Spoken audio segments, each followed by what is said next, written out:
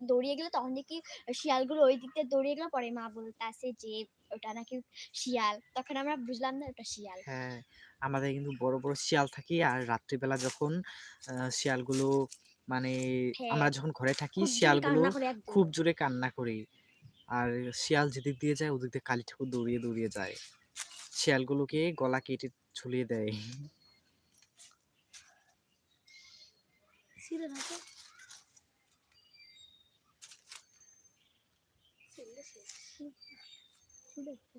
আর সত্যি কথা বলতে কি শিয়াল মানে কালী ঠাকুর যদি সামন দিয়ে যায় তারপরে তার পেছন, পেছন দিয়ে শিয়াল যায়। কারণ কালী ঠাকুরের বাহন হচ্ছে শিয়াল। তো মা কালী যদি আগে যায় তার পেছন, পেছন শিয়াল যায়। সেজন্য শিয়ালগুলো কান্না করে রাত্রিবেলা।